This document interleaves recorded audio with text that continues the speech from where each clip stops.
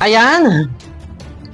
Shout out sa lahat ng ating mga minamahal na viewers. Isang mapagpalang araw sa ating lahat. Ayan, no? Ito guys, bago tayo magpatuloy, bigyan natin ng linaw yung pinagkakaguluhan na di umano ayon sa iba nakita sa video na inakbayan ni Ryan si Beyonce. Merong iba na nagagalit o nagsiselos, hindi po lahat. Pero ito, ibibigyan po natin ng kapaliwanagan at yung aking video kahapon, so bumasi nga po tayo doon sa vlog ni Sir RP Max Vlog, ay Sir, sa vlog ni Kuya Jalay Paunil. Pero, ayun na, at wala naman daw po nakita. Pinagbasihan natin. Pero sabi ko nga, kung meron man na ganun, at sinasabi nga po ng iba sa comment, meron nga daw po. Pero, may nagpasa po sa akin. Ito, para malinaw po sa lahat, guys, no? Ipakikita ko sa inyo ang part ng video na sinasabi nilang di umano ay inakbayan ni Ryan si Beyonce. No? Ito guys, paglilinaw lang sa lahat, pero bago tayo magpatuloy guys, pakiclick naman po muna ng thumbs up nang sa ganun ay swak sa palasa ng YouTube at baka meron pa po dyan na hindi pa nakaka-subscribe sa akin. Pwede nyo po akong i-subscribe guys and i-click nyo po yung notification bell para updated kayo sa aking mga video na i-upload. Ito ay paglilinaw lang. Inakbayan nga ba? Pero kitang-kita ko yung kamay. Ito ba ay isang uri ng akbay, chancing, or na proteksyonan si Beyonce dahil maalog yung sasakyan? Or ano ba? Ano pa? Ito guys, no? Matalas ang mata ng ating mga minamahal na viewers. Napakatalas po ng kanilang mata. Lalo na sa mga maka-EDC. Kaya naman, dito ay hindi rin po maiaalis na sila ay mag-isip ng kung ano man dahil sa kanilang nakita, kanilang nasaksihan. Naiintindihan ko ang mga ibang nagagalit, naiintindihan ko ang inyong damdamin. Dahil syempre, alam natin na si Beyonce, kalabtin ni Edo, and ano man meron sila, off-cam. So, medyo makakapag-isip, bakit may ganon? May ganong eksena na parang inakbayan, hinawakan, ano ba? Sinansingan, ano ba? Na proteksyonan. Ito guys, para wala tayong maraming satsat, ito po, panoorin po ninyo. Ito po ay likha ni Starax at may nagpasa lang po sa akin. Ito guys, supportahan nyo po guys si Starax. Ito na.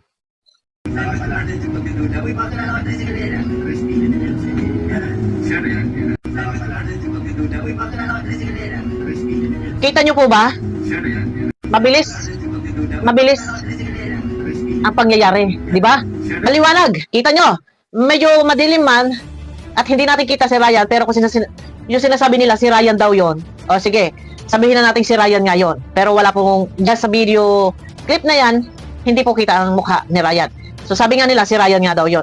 So dito guys, pagmasdan nyo pong mabuti. I-analyze nyo, ha? I-slow mo natin. Una, ha? Ito, ang una, mabilis ang video. No? Mabilis ang takbo ng sasakyan. Maalog. Hindi ba dito dahil sa maalog ay naproteksyonan lang ni Ryan si Beyonce? Kasi maalog eh. Kita nyo naman po, maalog. So dito, pansinin nyo mabuti guys. Pansinin nyo, tingnan nyo po ang kamay. Kung saan po ang kamay. And tinanggal din po. Pagmasdan nyo pong mabuti ha. Yan. Tinanggal din po ang kamay. And doon, makikita nyo dyan, hinawakan lang sa balikat. Pag-aralan nyo pong mabuti ang video, maalog ang sasakyan. Kita nyo ha, o maalog, pati si Starax, o maalog. So dito, kung yung sinasabi nilang inakbayan, iba po ang akbay.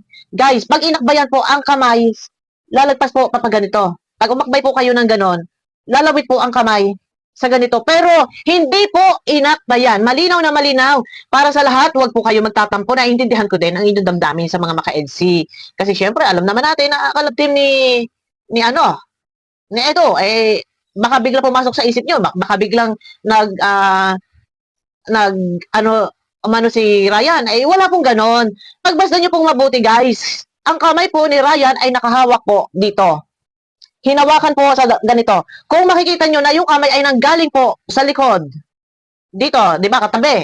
Tapos gumanon yung kamay ni Ryan, natural, kasi magkatabi po, alam nga naman po dito humawak, dito gumanon si Ryan, syempre sa likod, gaganunin niya, si Beyonce, kasi unang-una, maalog po yung sasakyan. Dito pa lang makikita natin napaka-gentleman, napaka-protective ni Ryan. Protective po si Ryan.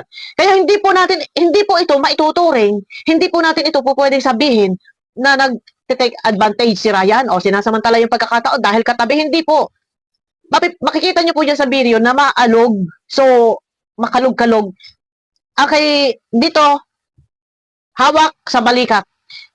Nakahawak po sa balikat, hindi po nakaakbay. Kasi pag inakbayan nyo po yan, nakalawit po ang kamay dito, sa ganito. Hinawakan lang po si Beyonce sa balikat. Hindi po yan akbay. Dahil pag inakbayan po yan, itong ganito or itong ganito, nakapatong ito sa balikat. Pero malino po, kamay lang po ay naandoon nakahawak. Kaya hindi po natin po pwedeng sabihin kumbaga inakbayan or sinasamantala, walang ganon. And ang pangyayaring iyan, naandun po sila sa sasakyan. Tumatakbo po ang sasakyan. Mag-selos-selos kayo kung ang sasakyan po ay nakatigil at hindi po tumatakbo. Diyan po kayo mag-isip ng hindi maganda at maaaring talagang yan ay inakbayan na. Pero wala po. Sabi ko nga sa inyo, pag inakbayan yan, ang kamay nakalawit. Pero nakahawak dito, nakahawak si Ryan sa balikat. Sa mga, iwan ko kung sa iba, magtaka kayo kung sila ay nasa sa isang lugar na hindi maalog. At may ganap na ganito, may mga eksena ganito, doon po kayo mag-isip ng hindi maganda. Pero, lawakan lang po natin ng ating kaisipan. Sila po ay nasa sasakyan at tumatakbo ang sasakyan, natural, maalog yan, maalog. Makikita nyo dyan gumaganon So, sana, wag tayo, sa bagay naiintindihan ko kasi yung bugso ng damdamin, lalo pat yung tamang hinala, yan, iiral tayo, tamang hinala, inakbayan. Pati naman ito si Beyonce, bakit nagpakatabi-tabi doon, bakit nagpaakbay, yun mga ganon, nadadamay, nababas, si Beyonce, nababas, si Ryan, nababas, si Starax, pero wala pong akbayang nagaganap, guys. I-analyze nyo, pag-aaralan nyo po, yung video na yan, investigahan nyo po yung video na yan, yung part na yan, maalog ang sasakyan. And yung paghawak sa balikat, hindi po akbay. Yung pagpatong ng kamay sa balikat, hindi po yan akbay, yan po ay hawak. Humawak sa balikat, hindi po akbay. Pag sinabi po akbay, nakaganon talaga ang braso. Ang kabuo ang braso. Di ba yan? Pero wala po ganon. Kamay lang po ang nakikita natin na humawak po dito sa balikat. Kaya nga sabi ko kanina, naiintindihan ko naman kasi merong yung bugso ng damdamin. Agad biglang nagulat, no? Teka, baka yung lobat. Biglang nagulat, nagalit na kasi nakita ka, ganun Pero nakita lang nyo lang po na ganun yung kamay. Pero hindi po uri na pag-akbay po yun. Humawak lang po sa balikat. Medyo masama lang siguro sa paningin ninyo kasi yung kamay doon po nanggaling sa likod. Natural, katabi mo. Siyempre, alam nga namang dito ka gumanon, hahawakan mo yung balikat. Siyempre, dahil katabi mo, yung kamay mo dito manggagaling talaga sa likod. Parang na-protectional lang po niya ni Ryan dito si Beyonce dahil sa lakas ng alog ng sasakyan. No? Pero, yun na. Next time, pero ito na, no? Sa comment section ko, may nababas pa rin kay Raya kahit na nasabi nga ni Sir Julie Paunil na wala siyang napansin. Pero matalas ang mata ng viewers, nakita nila yon. Isipin nyo, nakita nila yon. And may nagpasa din sa akin. Buti naman at may nagpasa. Salamat sa nagpasa po sa akin. At nasa ganun ay naliwanagan. Pero, yun nga. At nakakaawa naman din po si Ryan and si Beyonce dahil nababas. Pero sa akin, hindi po iyan maituturing o matatawag natin isang uri ng pag-akbay. Dahil pag sinabi pong inakbayan, buong kamay po, braso, ay nakapatong sa balikat. Pero kamay po ang nakita natin na humawak sa balikat. Makikita nyo kung nanggaling man sa likod, normal dahil katabi. Siyempre, sabi ko nga sa inyo, alangan naman papaganon yung hawak sa balikat. Siyempre, alangan papaganon, di ba? Siyempre, dito po yan manggagaling sa likod. Dahil doon nahawakan sa balikat. Kasi nga, umaalog. Minsan, lalawakan din po natin ng pangunawa and pagmasdang mabuti kung ito ba isang uri ng akbay or paghawak. Ito ay paglilinaw lang, guys, nang sa ganun, maintindihan din ng iba at hindi po nakabase lang sa nakita lang ay ganon palalabasing inakbayan. Meron po kasi tayo dito sinasaalang-alang na wala, kagaya ni Ryan, wala mang ginawang masama, pero mapupuruhan. Mababas at mababas. And yung iba na hindi naman nakasaksi, nakikibas na rin. So ito ay paglilinaw lang na sa ganun maintindihan, hindi po ito matuturing maitatawag na isang uri ng pag-akbay dahil pag-akbay, buong braso ay nakapatong sa balikat at nakalawit ang katawan. Ano po? Yung pagpatong sa balikat, na pwede pang maganon. Halimbawa, umakbay tayo, may gaganon pa natin yung kami natin nandito sa loob. Yung babae, and pwede pa nating maganon nandito sa loob. Pero, kay Ryan po, malinaw na malinaw, ito po ay para sa lahat sa paglilinaw natin, hinawakan lang sa balikat. Natural, manggagaling sa likod ang kamay dahil nasa tabi. Doon dadaan ang kamay sa likod. Ito po, kasi, wala naman nga ginawang masama. Pero nababas. Pati si Beyonce nababas. Sana lang yung iba, no? Minsan, huwag tayong padalos-dalos. Pag-aralan mabuti yung video, titigan nyo, i-analyze ninyo. Paano nangyari yon? Hindi po yan isang uri ng pagbabas. So, ito, masasabi ko kay Ryan. Guys, huwag niya ibaba si Ryan. Kawawa naman, durog na nga yan, no? Paano, sa Rochelle, nadurog na din po yan. No, wala naman pong, kung sinabi lang, baga naman, kras-kras, baga naman, dinurog-durog na din po yan. Ito, no, kay Ryan, mabait na bata. Kung napanood nyo po yung nanay niya noon, nung pinuntahan nila Kalinga Prab noon, kapitbahay po yan ni Tatay Robin. Si Ryan. And si Beyonce naman po, ang naka-scout ay si Ryan, na-repair lang po yan kay Dr. Love. Dapat nga po si Edo sana nga po ang magbablog niya. Kaya lang sabi nga, nung pinuntahan daw doon, ay wala po si Beyonce. No, ito guys, alam ko ang mga kwento. Hindi lang po ako nag-reaction sa totoo lang. Yan po, nanonood po ako. So ngayon, si Dr. Love na nga ang nagbablog dyan. So nirepair naman ni Dr. Love kay Kalinga Prab. Kay Ryan, siguro, ingat na lang. Kahit, ayun, mahirap naman kung si Beyonce nga ay masubasog naman, masubsob, syempre. Tapos sasabihin, hindi man lang inalalayan ni Ryan na andyan ka naman sa tabi. Nagsusubsob na, nauntog na. Yun, mga ganong eksena, sisisihin pa pag nasubsob kasi maalog yung sasakyan nga eh. Pero, siguro para sa akin, eto na lang kay Ryan, huwag ka na lang tumabi sa mga Kalingap Angels kasi may mga collab team yan. Hindi kasi natin hawak yung mga isip ng iba, yung ibang viewers. No, yan, kagaya yan. Ikaw na yung nagmamalasakit, ikaw na yung pinoprotektahan mo kasi nga maalog. So, ikaw pang masama. Pero, pagbasta nyo, mabuti po, maalog po ang sasakyan. Ito po ba ay isang uri ng kabasbas? At sasabihin, inakbayan? Diyos ko, Mario Joseph, akbay lang. Diyos ko po, Mario Joseph, para bang namang akbay lang naman eh, akala mo naman ay may nawala, ay wala naman eh, ngayon ay napapasama pareho.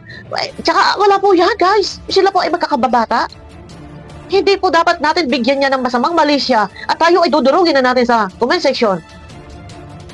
Ang mga involved dyan sa di umano'y akbayan. Wala naman po yan. Masyado naman, hindi naman po kasi tayo ipinanganak noong unang panahon na wag lang di mahawakan wag lang masaling ang palad ay dadaanin na sa usapang magulang sa magulang, pakasala na agad-agad. Wag po, mulat na po tayo dyan, guys. Namulat na po tayo sa mga ganyang eksena. Dahil hindi po tayo babago dyan. Noong panahon pa, sa mga movie, Noranyan, kina Christopher De Leon, may Gabi Concepcion, si Sharon Cuneta, Vilma Santos. Normal na po yan. Naku, Diyos ko po. Tayo lang po talaga ang nagpapasama, nahawakan lang ang balikat. Dahil maalog, binigyan na po ng masamang kahulugan. Yung iba naman po, walang alam at hindi naman po napapanood ang kabuuang video, nakimali-mali na rin, nakisali-sali na din po sa pangbabas.